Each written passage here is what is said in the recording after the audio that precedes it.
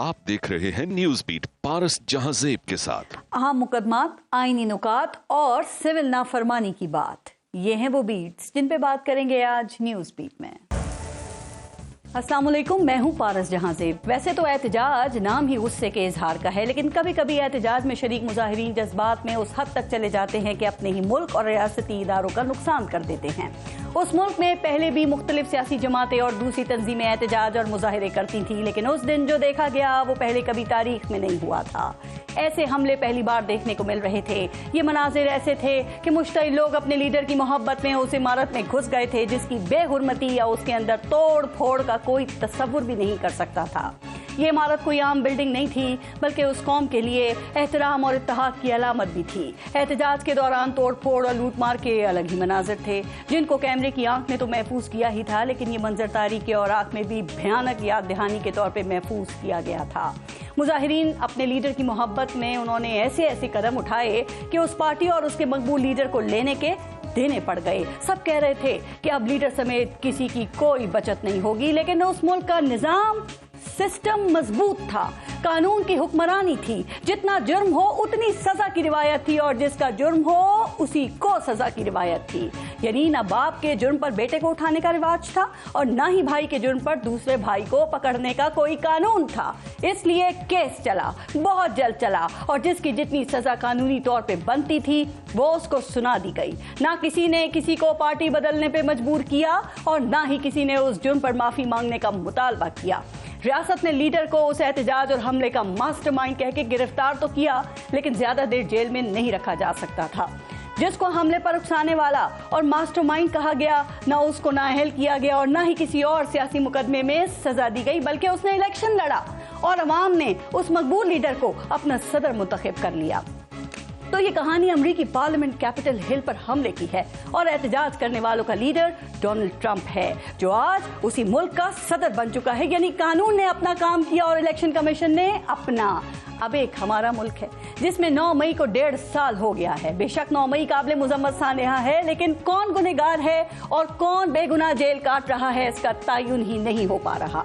Establishment जल्दी 9 मई का एहतसाब चाहती है, मुलव्वस अफराद को सजाएं देना चाहती है, तो पीटीआई जुडिशल कमीशन का मुतालबा करती आई है। अब 1.5 साल बाद एक तरफ बानी पीटीआई पर सानहा 9 मई की फर्द जुर्म आयद हुई है, तो दूसरी तरफ आईनी बेंच ने जुडिशल कमीशन की दरखास्त भी समाअत के लिए मुकर्रर कर दी है। अब इस हफ्ते जहां 9 मई का केस सुना जाएगा, वहीं इंतखाबी धांधली, फौजी अदालतों, चीफ इलेक्शन कमिश्नर की तैनाती समेत बहुत से अहम आईनी मुकदमात की समाअत भी होने जा रही है। अब प्रोग्राम में इन मुकदमात पे भी बात करेंगे, लेकिन पहले लेंगे ब्रेक। आप देखते रहिएगा न्यूज़ बीट। प्रोग्राम में आज हमें ज्वाइन किया है सीनियर सहाफ़ी और तज्ज़ियाकार हैं आमिर इलियास राना साहब ने, सीनियर सहाफ़ी और तज्ज़ियाकार हैं सईद काजी साहब, और पाकिस्तान तहरीक इंसाफ के वकील हैं नईम हैदर पंजौता साहब। अस्सलाम वालेकुम, बहुत बहुत शुक्रिया आप सबकी शिरकत के लिए। और आमिर इलियास राना साहब, ये 26वीं आईनी तरमीम की जो बहारें हैं लगता है हर तरफ ही छा रही हैं। जुडिशल कमीशन ने आईनी बेंचेस की लाइन लगा दी है, 22 साल पुराने मुकदमात भी लग गए हैं। पाकिस्तान तहरीक इंसाफ और इमरान खान के हवाले से जो अहम मुकदमात थे वो भी समाअत के लिए मुख्तस हो गए हैं। तो सर, क्या ख्याल है कि ये पाकिस्तान तहरीक इंसाफ के लिए अच्छी खबर है या बुरी खबर है? देखें, सिस्टम में हर वक्त अच्छी और बुरी चीज़ें साथ साथ चलती हैं। एक तरफ ये इमरान खान साहब मुतालबा कर रहे थे कि हमारी दरखास्तें सुप्रीम कोर्ट में पेंडिंग हैं और लग नहीं रही धांधली के बारे में, और मुख्तलिफ जो सारी लग गई, तो साथ ही पीटीआई के दोस्तों की तरफ से ये बयानिया भी सामने आ गया कि ये तो जी बड़े बेंच फिक्स हैं, ये तो सुप्रीम कोर्ट के वो जज हैं, ये तो आईनी बेंच है, भाई ये तो रहेगा। अब मसला ये है कि हमें सबको अपनी अपनी पसंद के बेंच चाहिए होते हैं। कभी इमरान खान साहब वज़ीर आज़म जब बन रहे थे तब भी, और जब बन गए थे तब भी, तो जजेस पीटीआई की पटिशन्स के इंतज़ार में बैठे होते थे, अमला इंतज़ार में बैठा था और दरखास्तें बाद में आती थी। तो आज हालात बदल गए हुए हैं, तो अब पहले दरखास्त थी कि लगाओ, अब जब लग गई तो ये बाकायदा मुकालमा शुरू हो गया कि जी ये तो बेंच हमें पता है फैसला क्या करेगा, तो भाई फिर कहीं और जाके कोई फैसला कराएंगे। आप कहीं और जाने के लिए 3-4 दफ़ा मार्च भी कर चुके, तो आपको फिर पार्लियामेंट में ही आना पड़ेगा अल्टीमेटली। साहब ये बातें ये पहले से ही कह रहे थे जब आईनी बेंचेस बनने से पहले ही कि हमें फैसले हमारे हक में नहीं आ सकेंगे, लेकिन सबसे अहम मुकदमा जो था वो इलेक्शन धांधली का था और उसकी जो दरखास्त है वो समाअत के लिए मुख्तस हुई है 11 दिसंबर को। सर यही वो मुकदमा था ना जिसपे हुकूमत बड़ी डरी हुई थी, बड़ी मुश्किलात में लग रही थी और इसी के लिए फिर 26वीं आईनी तरमीम लाई गई थी। तो क्या ख्याल है कि ये मुकदमा अब हुकूमत के लिए कितना अहम होगा?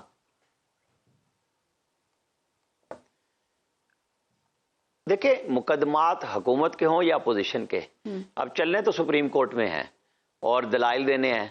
हमारे यहाँ जजेस जब दलाइल देते हैं तो हमें लगता है कि ये मामला आसान हो गया है जी। अब फैसलों का वक्त आ रहा है, बहुत टाइम हो गया लंबा, हर बंदा मांग रहा था। हमारे यहाँ अदलिया एक सियासी पार्टी के तौर पे ही रही है ना, तो अब मैं और आप क्या चुन लेंगे कि जो हीरे हमने चुन चुन के लगाए। अब अमेरिका में भी तो सियासी जज लगते हैं, वो फैसले करते हैं, उन पे एतराजात नहीं होते। यहाँ पे हम कभी कहीं से लेके आते हैं किसी चैम्बर से, कभी किसी चैम्बर से उठा के लाते हैं, 30-30 साल की प्लानिंग करते हैं, उसमें एक प्लानिंग फेल हो जाए तो सारा मामला गड़बड़ हो जाता है। वरना काजी फायद ईसा को निकालने का भी प्रोग्राम, वो रिव्यू में बच गए। आज हालात ही बदल गए, आज 26वीं तरमीम हो गई। उस 26वीं तरमीम पे आपको पता है हमारे दोस्त बहुत सारे इतना जोर लगा रहे थे कि जैसे इनकलाब आ चुका है और याया अफरीदी समेत, मंसूर अली शाह साहब समेत पता नहीं क्या क्या करेंगे। अब मंसूर अली शाह साहब ने कल जो गुफ्तगू की तो उन्होंने बताया कि मैं सिस्टम में रहूंगा। तो मेरे साहब में ना तो एजाजुल हसन साहब को भागना चाहिए था मैदान से, क्योंकि वो तो बहुत बड़े शेर थे। वो तो अफसरों को बुला के घर पे ललकारा करते थे कि तुम्हारी ऐसी की तैसी, तुम पनामा JIT को खोल के दिखाओ, नैब को धमकियां दिया करते थे। वो जज बहुत अच्छे होते थे। आज जजेस अगर कोर्ट में बैठ रहे हैं तो फिर सामना करें सारे। आपने जस्टिस मंसूर अली शाह, जरा एक बात और बता दें कि जस्टिस मंसूर अली शाह मुसलसल फुल कोर्ट का मुतालबा क्यों कर रहे हैं, क्यों उनकी तरफ से बात की जा रही है? 26वीं आईनी तरमीम के बाद अब हल्के फुल्के तंज भी कर रहे हैं। अभी आपने भी जिक्र किया कि कल उन्होंने एक आर्टिकल की तशरीह के हवाले से कहा कि मैं अब उसकी तशरीह नहीं कर सकता, लेकिन सर ये भी तो नहीं कहा जा सकता ना कि जस्टिस मंसूर अली शाह को अब आईन और कानून की समझ नहीं है। उन्हें आईन और कानून की समझ है, तभी तो वो बार बार खतूत लिख रहे हैं। और खतूत को जब वो पहले लोग कहा करते थे कि पब्लिक क्यों हो रहे हैं, अब भी पब्लिक हो रहे हैं। तो फिर फैसला जहां जिस फोरम पे होना है उसने कर दिया। Chief justice of Pakistan Yahya Afridi साहब ने अपना इख्तलाफ राय अपने से नंबर 2 जज पे कर दिया कि मैं आपकी बात नहीं मानता, और फैसला फोरम ने भी कर दिया।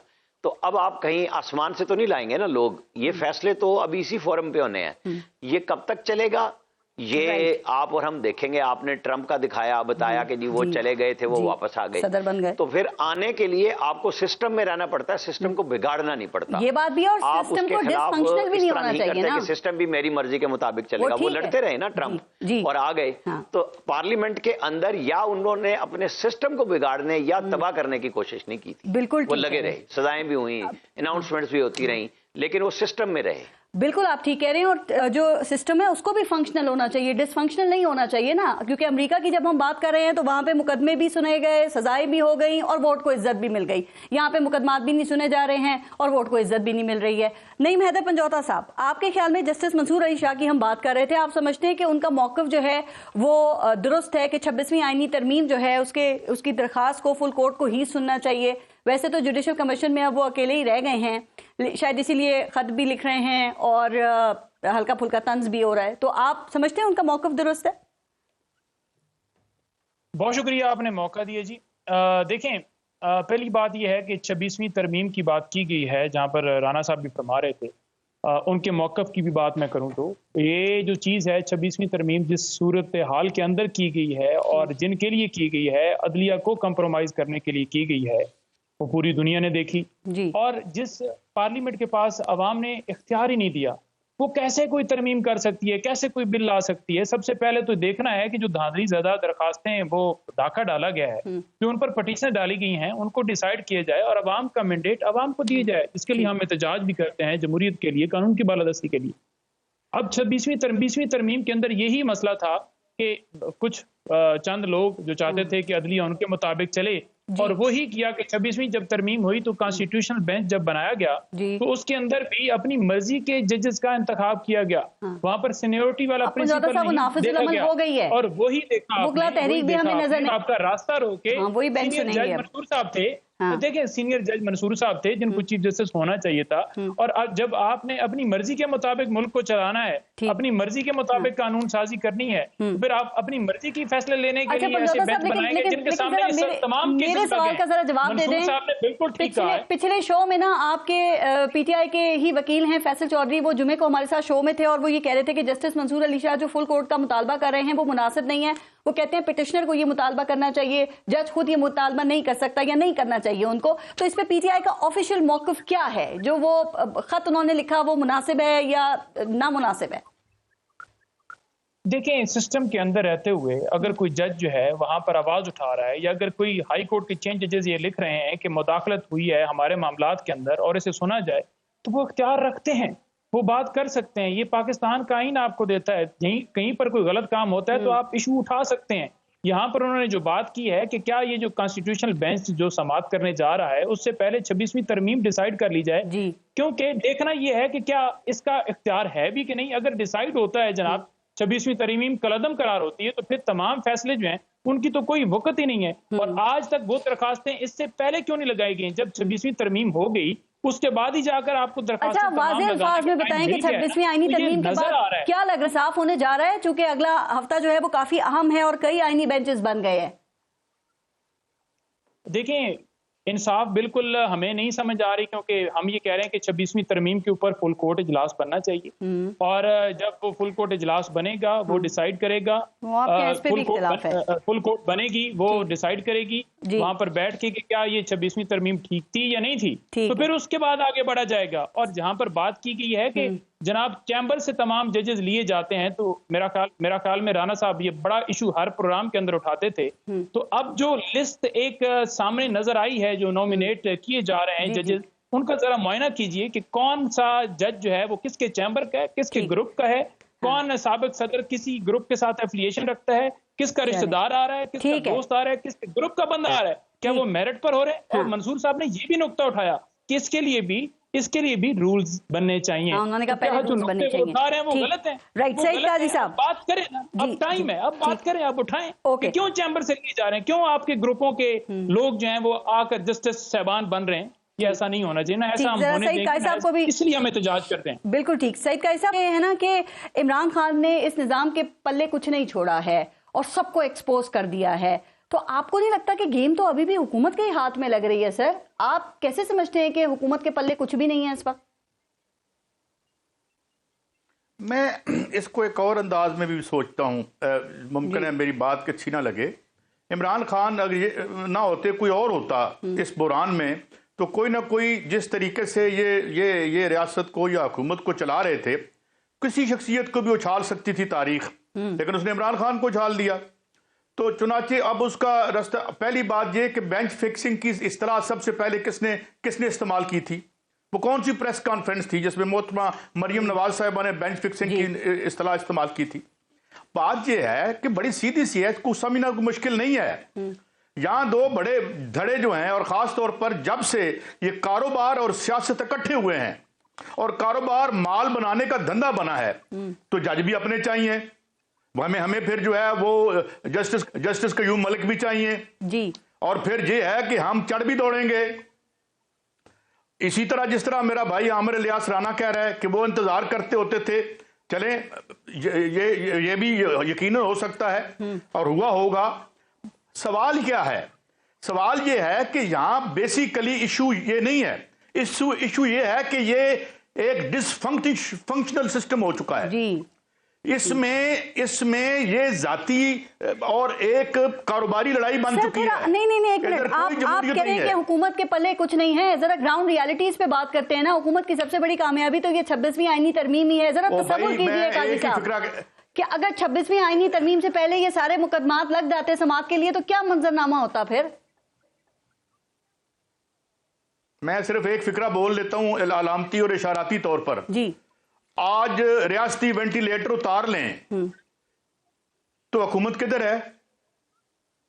Who is calling the shots? क्या कहानी है यार? हम चले जो भी हमारे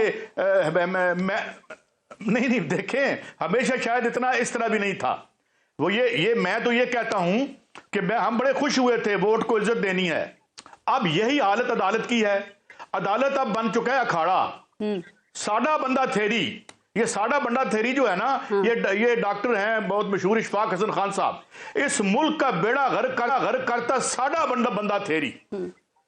साडा बंदा लगेगा तो फिर ठीक है, ये साडा बंदा नहीं लगेगा तो हम चौक पे भी खड़े होंगे, हम सुप्रीम कोर्ट की चौखट पे भी जाएंगे, चाहे कोई पार्टी हो, बारिंग साइड एनी पॉलिटिकल डिवीजन्स। हम जाके नारे लगाएंगे, धमकियां देंगे, ससों सौरों की बात करेंगे, टेलीफोनों की बात करेंगे, व्हाट्सएप की बात करेंगे, अनटिल अनलेस साडा बंदा ना लगे। ये ही इस मुल्क का बेड़ा गर्क करके देखें। इस तरह नहीं सोसाइटियां चलती, समाज इस तरह नहीं चलते। बहुत बड़ा बुरान था, आपने शुरू में कहा अमेरिकी रियासत का बहुत बड़ा बुरान था, मगर उन्होंने क्या किया, उन्होंने गिव इन कर दिया। उन्होंने एक बड़ी तबाही को अवॉइड करने के लिए, क्योंकि वहां के अपने डायनामिक्स। तो इसलिए मैं ये कह रहा हूं कि यहां कोई किसी जी प्लीज सर, आप जो बात कर रहे हैं ना, मैं अब आमिर इलियास राना साहब से यही बात करती हूँ कि जो इस वक्त डेडलॉक है ये कब तक कायम रहेगा। आमिर इलियास राना साहब देखें, ये तो आप भी मानते हैं ना कि इस वक्त जो इमरान खान है वो मकबूल तरीन लीडर हैं, लेकिन आप कहते हैं कि वो मकबूल तो हैं लेकिन उनको कबूलियत हासिल नहीं है, और जब तक 9 मई पे वो माफी नहीं मांगते हैं वो सिस्टम के अंदर दाखिल नहीं हो सकते हैं। तो आपके ख्याल में फिर ये डेडलॉक कब तक कायम रहेगा? ये कब तक हम बातें करते रहेंगे और देखते रहेंगे ये सब और भुगता जाएगा? नईम हैदर पंजोता साहब ने जो बात कही ना, मैं उससे स्टार्ट करूंगा पहले प्लीज। कि उन्होंने कहा कि मैं जजेस के हवाले से मैं आज भी अपने उस मौक़िफ़ पे कायम हूं कि जो भी जज आना है उसको पब्लिक से पूछा जाए। आप जिसको नॉमिनेट कर रहे हैं, जिस चैम्बर से है, कुछ भी हो, सिस्टम वो होना चाहिए कि आम आदमी राय दे कि इसने बतौर वकील क्या काम किया, इसने हाई कोर्ट में जब उसे सुप्रीम कोर्ट के लिए एलिवेट करना है इसने क्या क्या कारनामे अंजाम दिए, शगुफे छोड़े, कहाँ से वो तंज करता था, कहाँ से वो बोलता था और कहाँ से फैसले लिखे हुए वो अनाउंस करता था, ये सब लोगों को पता है। लेकिन सिर्फ लोगों से राय ले लिया करें, चाहे वो किसी की भी हुकूमत हो, लेकिन जज का नाम जब नॉमिनेट होना है तो उसकी माजी पब्लिक से पूछी जाए, इसके बगैर कोई नहीं है। हमें चाहे वो किसी भी चैम्बर से आ रहा है, नहीं आना चाहिए। इसीलिए तो एक चैम्बर के माशाल्लाह सर, आप समझते हैं कि 26वीं आईनी तैनाती का तरीक़ाकार अभी भी दुरुस्त नहीं है?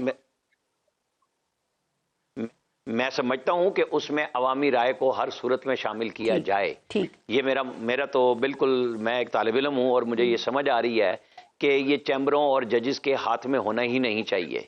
यहाँ आम आदमी, और वो ऐसा ऑनलाइन सिस्टम है कि हर चीज पब्लिक को पता चले। जब आप लाएं तो लोग जो इतराज कर रहे हैं वो भी नीचे कारपेट के अंदर ना जाए, बल्कि सामने आए कि किसने क्या वो डेडलॉक वाली बात खान साहब ने मुज़ाकराती कमेटी भी बना दी है। पाकिस्तान में सिस्टम कि अमेरिका में तो सिस्टम काम कर रहा होता है, तो हमारे यहाँ सिस्टम ने कब काम किया? हमारे यहाँ तो सिस्टम ने चलाया ही अपना सिस्टम है कि जब जिसका कान मरोड़ा, वो जो सईद काजी साहब जज्बाती अंदाज में कह रहे थे, 100% मैं उनसे मुत्तफिक हूँ कि एक पीछे हट जाए तो धड़ाम से गिर जाएंगे। तो पीछे हटी थी ना इमरान खान के पीछे से एस्टैब्लिशमेंट, तो धड़ाम से गिर गए।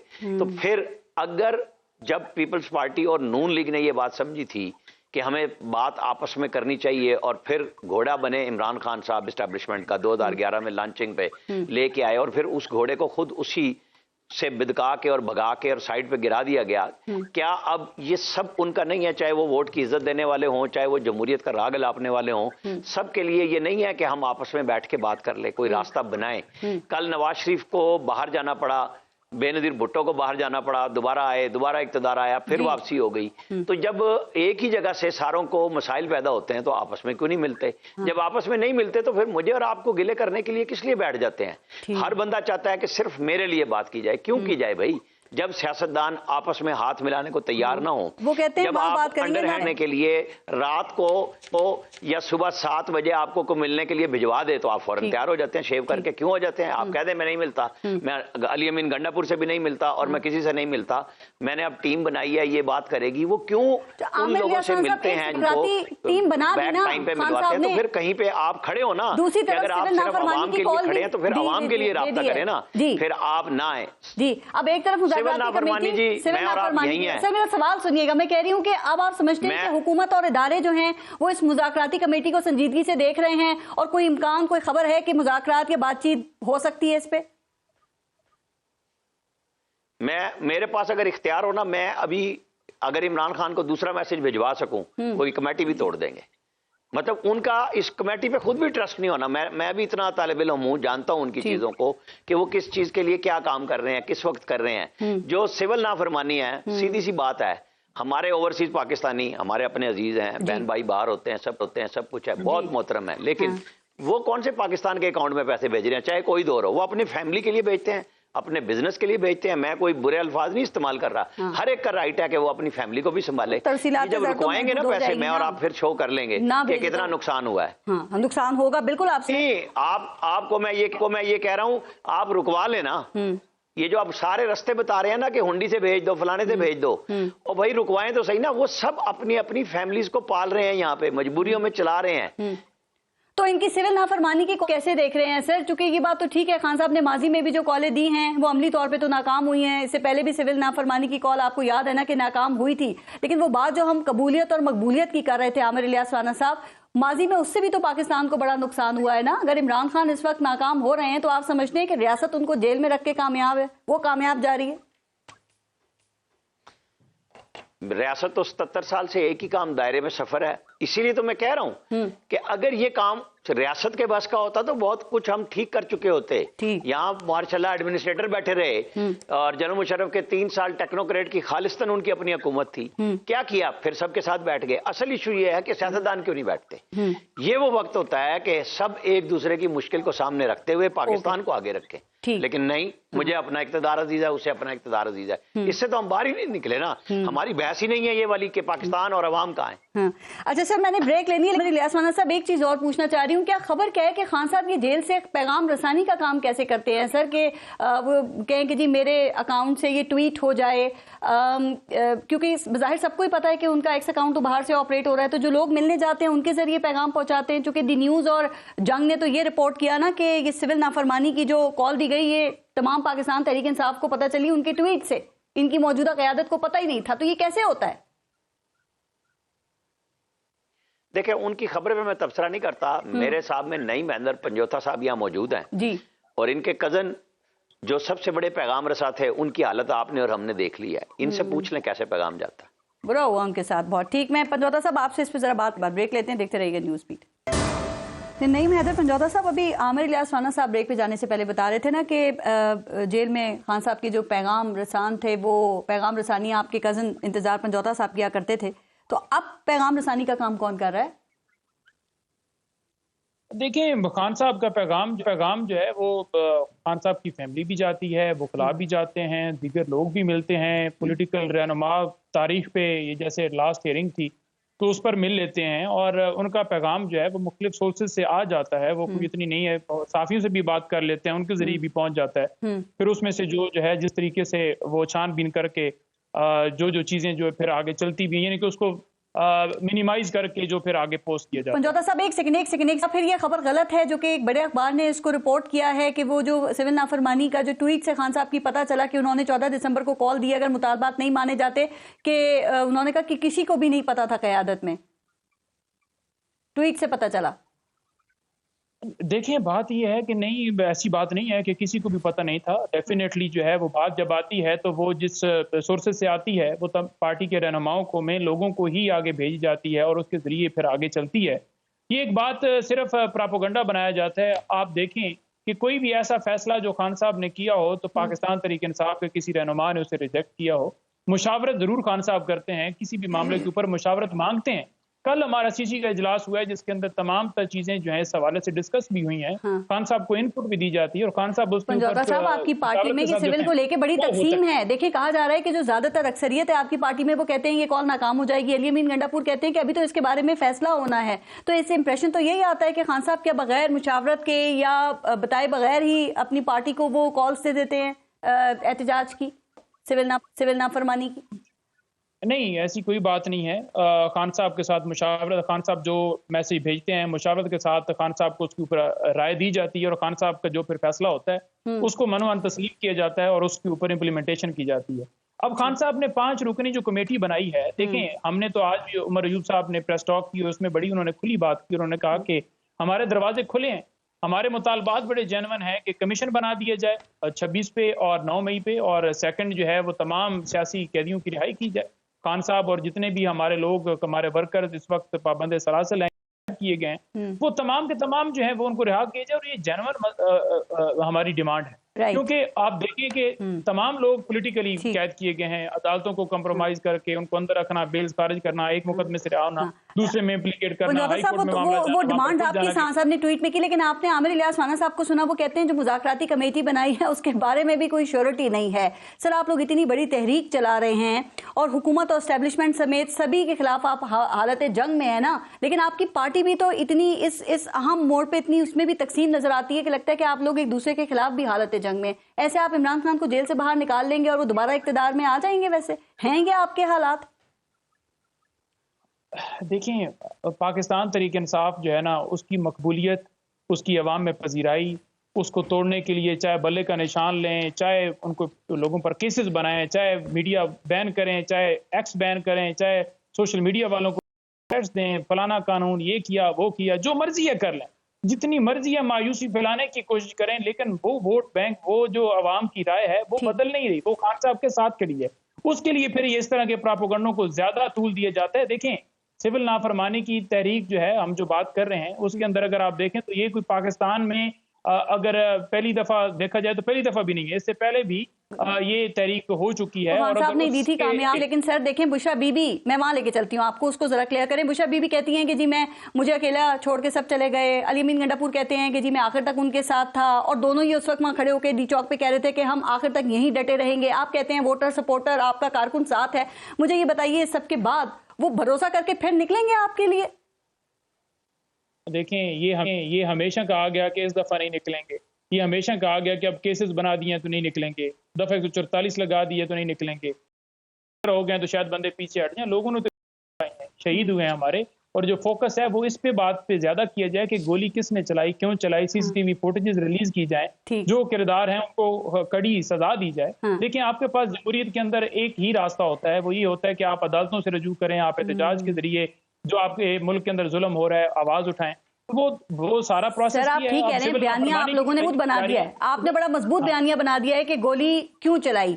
आपने फिर ये भी बयानिया बनाया कि सैकड़ों हलाकतें हुई, लेकिन फिर ऑफिशियली आपने कहा कि 12 हलाकतें हुई। आप कहते हैं हमारे लोग जो मिसिंग है, आप उनके नाम पते भी तो सामने लेकर आए। पंजौता साहब, बयानिया आप लोग बेहतरीन बनाते हैं, लेकिन हकाइक को सामने नहीं लाना होता सर, वो जरूरी नहीं है क्या? देखें, हकाइक को ही लाना जरूरी होता है, और ये बड़ी गलत बात है कि हम बयानिया बना रहे हैं। मैं आपको हल्फन कहता हूं कि हमारे लोग शहीद हुए हैं और उनके जनाजे पड़े गए हैं, उनके घरों में हमारे एमपीज एमएनएस जा रहे हैं। वीडियोस हमारी सोशल मीडिया टीम ने तमाम अकाउंट्स के ऊपर शेयर किए हैं। हम एप्लीकेशन देने भी जा रहे हैं, हम हाई कोर्ट में भी जाएंगे, हम जुडिशियल कमीशन की तरफ भी जा रहे हैं, और हर जगह पर हम अपना मुकदमा लड़ेंगे। हमारे पास तमाम रिकॉर्ड मौजूद है, और जिसको नजर नहीं आता वो बेशक यही कहता रहे कि रिकॉर्ड वो हकाइक आप सामने ले आए। मैं आपसे ये नहीं कह रही कि आप गलत कह रहे हैं, लेकिन आप पहले सैकड़ों हलाकतों की बात कर रहे थे, फिर पीटीआई ने 12 ऑफिशियली जो है वो कंफर्म की। अब आप मिसिंग पर्संस की तादाद भी बहुत ज्यादा बता रहे हैं, तो कम से कम उनके नाम पते वगैरह तो सामने लेकर आए ना। तो हुकूमत के आप दोनों हकाइक जो है वो सामने नहीं लेकर आ रहे। देखिए, मैं आपके सामने ये रख देता हूँ, मेरे पास तमाम डाटा लिखा हुआ है। एबटाबाद से हमारे 2 हैं, हमारे कोहाट से हैं, हमारे मर्दान से हैं, हमारे इस्लामाबाद हरीपुर से है। जो मुख्तलिफ लोग जिनकी फैमिलीज ने हमारे साथ अप्रोच किया, जिन्होंने हमें डाटा लिखवाया। ये कितने लोग हैं जो आप बता रहे हैं? हम करते रहे। ये कितने लोग हैं? ये क्या तादाद है जो आप बता रहे हैं? देखें, जो मैं तादाद बता रहा हूँ, जो हमें कंफर्म हुए हैं, जो शहीद हुए हैं, उनकी तादाद 12 है। मिसिंग जो है, मिसिंग भी डेफिनेटली अगर वो रिकवर नहीं होते तो फिर उनको भी शहीद ही समझा जाएगा, क्योंकि मिसिंग के लिए हम फिर दरखास्त भी देंगे। उनकी फैमिलीज हमारे साथ अप्रोच कर रही हैं, हम कोर्ट में जाएंगे। दूसरी जो तादाद है जो अरेस्टेड किया है वो तो बहुत ज्यादा है, 2000 के करीब। एक जगह पे हुए, 1000 एक जगह पे हुए, कुछ हमारे। सर, अगर इस हवाले से मैं जरा सईद कारी साहब, आपने भी इस पे बात करनी है, लेकिन एक सेकंड से दीजिएगा। आमिर इलियास राणा साहब, की गोली चलने के हवाले से असल हकाइक क्या हैं, ये जरा बताएंगे? देखें, जो वीडियोस नईम हैदर पंजौता साहब आपको और हमें बता रहे हैं कि हमारे पास मौजूद हैं, गवर्नमेंट नहीं दे रही ना, इनका इल्जाम है, तो ये ले आए। इनके तो सोशल मीडिया वॉरियर्स सारी जगह पे मौजूद थे। जुल्फी बुखारी साहब इंटरनेशनल मीडिया को पल पल की खबरें दे रहे थे। वो कहाँ है फायरिंग की वीडियो? जो इन सब के सोशल मीडिया वॉरियर थे, जो अली अमीन गंडापुर की गाड़ी पे पत्थर मार रहे थे, इनके अपने लोग थे ना, वो कहाँ, क्यों लीडरशिप भागी वहां से? तीनों, ये मैं आपको बताऊं, सारी आपको वीडियो मिल जाएंगी। अली अमीन गंडापुर 3 कहानियां बता दें। 8 घंटे कहां थे, 30 घंटे कहां थे, और वो बुशरा बीबी के साथ कैसे मुनाल के रास्ते से निकल गए। 15 मिनट जब जर्नलिस्टों के लिए रास्ता मुश्किल था आना वहां पहुंचने पे, जब कंटेनर जहां जहां पे थे जी, ये किस तरह इस तरह महफूज मकाम से निकल गए। सिर्फ इतनी बता दें, ये सवाल सारी वीडियोस भी आ जाएंगी, फायरिंग भी आ ये तो ठीक। सही का साल में ये मामला क्या वाकई आखिरी कार्ड तक सर जाते हुए दिखाई दे रहे हैं या जा रहे हैं? और ये आखिरी कार्ड जो है वो आप समझते हैं ये सिविल नाफरमानी ही है, या फिर आखिरी कार्ड को अभी उन्होंने सीने से लगा के रखा हुआ है? ये बहुत बड़ा फिक्री मुगालता है, ये आखिरी और पहली कार्ड वाला। अच्छा, मामला ये है कि समाजी एतबार से और माशी एतबार से हमने अपनी आकबत नाअंदेशी से बड़ी गहरी फॉल्ट लाइन जो है वो क्रिएट कर दी हैं। और मैं जो कुछ हो रहा है इस वक्त हमारी समाज और रियासत में, वो उसकी ये अलामतें हैं उस गहरे सिस्टेमिक फेलियर की। ये सब अलामतें हैं, ये बीमारी नहीं है, बीमारी अंदर है। और आज जितनी ज़रूरत है इसको एड्रेस करने की, या 5-6 नेशनैलिटीज़ हैं जो हमारे यहाँ रहती हैं, इनको अपने साथ कैसे जोड़ना है, एडमिनिस्ट्रेटिव मेजर जो लेनी है। आखिर गोरा बहादुर जो रियासत बना के गया था तो उसने एक मैनुअल भी दिया था कि हमें एडमिनिस्ट्रेटिव मेजर्स लेनी पड़ती हैं, मगर उसके साथ और मेजर्स भी होती हैं। How to remain a one nation, कैसे हम इकट्ठे जुड़ें, या फिर ये कि हम जो है वो एक जो है एक एक्सट्रीम पे चला जाए, दूसरा दूसरी एक्सट्रीम पे चला जाए। हम माशी एतबार से कहां खड़े हैं, समाजी एतबार से कहां खड़े हैं, हमारे जो हमारी नेशनैलिटीज हैं, डिफरेंट नेशनैलिटीज हैं, वो कहां खड़ी हैं। तो क्या कोई ये सोच रहा है, या 2, 4, 5, 6 खानदानों के लिए, या हम सारे के सारे इनके गुलाम और यरगमाल हैं? Who would think about this country? इस मुल्क के बारे में कौन सोचेगा? या जो उनके जो एक डायनेस्टी है, शरीफ डायनेस्टी बन गई उधर जनाब, अब जरदारी साहब की डायनेस्टी बन गई। इमरान खान साहब जो हैं इनके मुखालिफ कहते हैं ये कल्ट बन गया है। चलो जी, बन गया होगा कल्ट की, हमें भी तारीफ बता दें। मगर बुशरा बीबी और अलीमा खान जो पार्टी मामलात में मुदाखलत कर रही हैं, ये अमल दखल उनका है, तो ये मौरूसियत नहीं है? पूरी जिंदगी खान साहब इसके खिलाफ बात करते रहे। देखें, हम ये किसी को भी हम जो है वो उसके अंदर कंट्राडिक्शन, किसके अंदर कंट्राडिक्शन नहीं है। देखें, ये तो पहली दफा कोई थोड़ा खान साहब ने डिस्टेंस कर दिया, वरना तो जो बच्चा पैदा होता है तो हम कहते हैं मेरा बच्चा जो है वो बनेगा, सीएम बनेगा, पीएम बनेगा। अब ये क्या हुआ, जब खान साहब का मिसट्रस्ट पैदा हुआ, second tier of the leadership, क्योंकि ये सारे आए तो पीपल्स पार्टी और मुस्लिम लीग नून से है ना, ये कौन सी इनकलाबी पार्टी से आए हुए हैं? पंजोथा भाई मेरा बैठा है, ये कुछ लोग नए चेहरे हैं। Apart from them all those who are calling shots, वो कहीं और बैठे हुए थे, और उनके जो उनके तबकाती मफादात हैं सबको पता है। लिहाजा खान साहब एक जगह फंसे हुए हैं अपने, और वो कभी लीन करेंगे अबशीरा पर, कभी लीन करेंगे अपनी मिसेस पर। तो मेरे लिए ये कोई हैरत की बात नहीं है। अच्छा, हाँ, तकलीफ की क्या बात है जी कि अकल घास चरने चली गई है यहाँ पे। ये है सबसे डेंजरस बात पाकिस्तान के लिए। सर, आप अक्सर ये कहते हैं कि इमरान खान जो अवामी इशूज है ना उसके ऊपर एहतजाज नहीं करते, अगर वो इसके ऊपर बात करें तो जरूर अवाम उनके लिए निकलेंगे। अभी ये जो इन्होंने 2 मुतालबात सामने रखे हैं सिविल नाफरमानी की बात करते हुए कि इसको माना जाए, क्या ख्याल है कि इसमें क्या ऐड किया जा सकता है या होना चाहिए कि बैलेट बॉक्स की तरह फिर सड़कों पर भी अवाम इनकी तायीद करे? क्या ख्याल है? मेरा इस बारे में बड़ी कंसिडर्ड ओपिनियन है। पाकिस्तान में जितनी बड़ी मूवमेंट्स बनी थी, 68-69 की बनी थी 5 नवंबर को, और वो डॉक्यूमेंट खोल के देखें, जिस डॉक्यूमेंट से आंख मिलाते हुए खौफ आता है पीपल्स पार्टी की लीडरशिप को। सारे इकोनॉमिक इश्यूज थे, मलकीती रिश्ते चैलेंज कर दिए गए थे, और ये उसमें लिखा गया था। मैं अभी आपको सफात बता सकता हूं, सतूर बता सकता हूं, पैरे बता सकता हूं। मैं इसलिए कह रहा हूं कि ये प्रॉब्लम मैं एक फिक्रे में सम अप करता हूं जी। खान साहब पॉलिटिकल स्टेटस को चैलेंज कर रहे हैं। अवाम का मसला इकोनॉमिक स्टेटस को है। मिडिल क्लास की लेयर्स आएंगी, मिडिल क्लास की और कुर्बानी भी दे रही हैं, और मैं उनको बड़े इज्जत से देखता हूं जी। लेकिन बात यह है कि आज क्वेश्चन क्या है? आज वही क्वेश्चन है जो पहले था, इशारतन कह देता हूं, पीस एंड ब्रेड। जब तक पीस एंड ब्रेड जो है वो इकट्ठा तहरीक में नहीं आता, तहरीकें बड़ी नहीं होती। एक और जरा अपना इसके ऊपर राय दे दें कि ये मुक्तदर हल्के जो है ना वो इस वक्त फेक न्यूज और डिसइंफॉर्मेशन के हवाले से काफी उनमें तशवीश है, वो गुस्से में है। आप समझते हैं कि जो इशारा पाकिस्तान तहरीक इंसाफ की तरफ होता है ये उसके कितने जिम्मेदार हैं? या हुकूमत का मौक़िफ़ कितना दुरुस्त है, और क्या इसका पीटीआई को फायदा हो रहा है या नुकसान हो रहा है?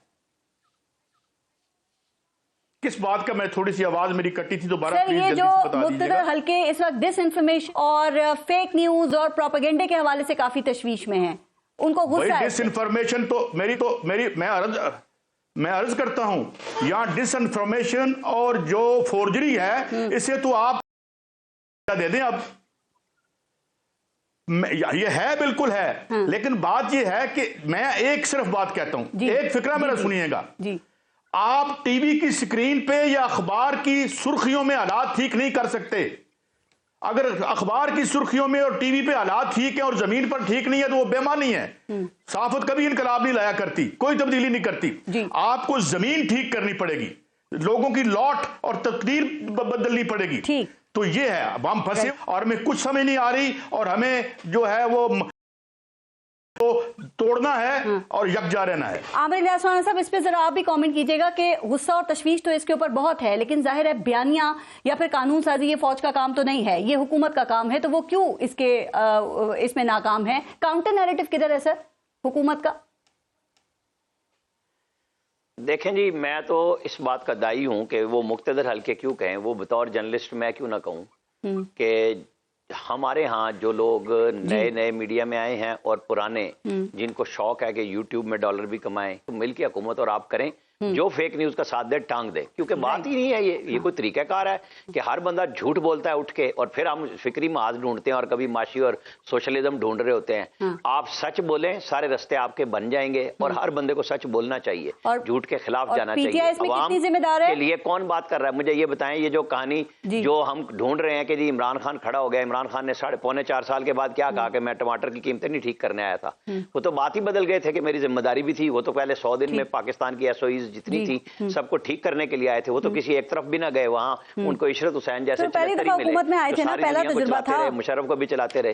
किसने नहीं, पहला तजर्बा था तो मेरे और आपके कहने के लिए, तजर्बे करने के लिए पाकिस्तान रह गया। उससे पहले अली अमीन गंडापुर साहब, अली अमीन गंडापुर साहब सूबे के वजीर थे, मरकज के वजीर थे, आज वजीर आला है, उनका अपना जिला उनसे काबू में नहीं है। कुरम में जो पारा चनार में हालात है वो आज के पैदावार है, 11 साल से आप इक्तदार में बैठे हैं, आप वो ठीक नहीं कर सकते, लोगों को नसीहत करने आ जाते हैं कि हम पाकिस्तान ठीक करेंगे। कुछ तो करके बताए ना कि हमने क्या काम किया। आप जमीनें क्यों बेच रहे हैं यूनिवर्सिटियों की? आपने नई जमीनें नहीं बनाई, आपसे 100 अरब से जाके एक मेट्रो बना रहे हैं। आप कहते थे जंगला बस है, आप कुछ तो बताए ना कि हमने लोगों के लिए किया है। ठीक, पंजौता साहब, ये जो इल्जाम पीटीआई पे लगता है ये किस हद तक दुरुस्त है कि आप इसको एक टूल के तौर पर इस्तेमाल करते हैं, चूंकि रियासत तो इसके लिए, रियासत को इसको अपने लिए एक बड़ा खतरा समझ रही है? अब देखिए, राना साहब ने फरमाया था कि कोई वीडियो लेकर आए, तो मैं ये सारी वीडियो जो है सामने घुमा भी रहा हूँ। अगर मुझे कहेंगे तो मैं एक चला भी दूंगा सेगमेंट में, क्योंकि आपने टाइम जो है वो आखिर पे आ गया सेगमेंट का, तो वो थोड़ा होगा, अदरवाइज ये वीडियो सारी मेरे पास पड़ी हुई है और अगर मैं ये कहेंगे तो इनको इनबॉक्स भी कर दूंगा। ठीक है जी, पहली प्रेस कॉन्फ्रेंस करें ना जी, हमें और आपको यहाँ क्यों दिखा रहे हैं? सारी दुनिया देख लेगी, पब्लिक करें इसको। राना साहब प्रेस कॉन्फ्रेंस हुई है, वहां पर कैमरे लगाकर वो सारी प्रेस कॉन्फ्रेंस टीवी पे दिखाई गई है, सारी स्क्रीन के ऊपर दिखाई गई है। ठीक है, हम तो बात कर रहे हैं, हम तो आवाज उठा रहे हैं और आप कुरम की बात कर रहे हैं, तो कहीं पर क्या पाकिस्तान तरीके इंसाफ चाहती है कि धमाके हों? हम तो कोशिश करते हैं, हम तो जा रहे हैं, हम तो जिरगों में जा रहे हैं, बार बार जा रहे हैं। वो कहते हैं सीएम तवज्जो दें अपने सूबे पे। ऊपर भी सियासत करते हैं कि क्या केपी की हुकूमत है तो वो करती है, पूरे पाकिस्तान में धमाके जो हो रहे हैं वो पाकिस्तान तरीके इंसाफ करवाती है। फेक न्यूज की जिम्मेदारी जो इल्जाम लगता है वो तो गलत है आपके ऊपर। जल्दी से सर, मैं शो क्लोज करूं। देखें फेक न्यूज, एक फातिहा पढ़ा गया मरी के अंदर, वो उसके ऊपर उसके दोस्त थे, स्टूडेंट्स आए हुए थे, तो वो तस्वीर लगाकर कहा जा रहा है कि ये फेक न्यूज वाले हम पकड़ रहे हैं। अगर इस तरह की फेक न्यूज है कि कोई जनाजे पे बैठा हुआ है वो तस्वीर लगाता है, तो फिर मेरा ख्याल में फिर मैं इसका क्या और जवाब नहीं। मैं पंजौता साहब, आमिर इलियास गाजी साहब, बहुत बहुत शुक्रिया आप सबका प्रोग्राम में शिरकत के लिए। अपना और अपने मुल्क का ख्याल रखिए। पारस जहां से को इजाजत दीजिए, अल्लाह ने के बाद।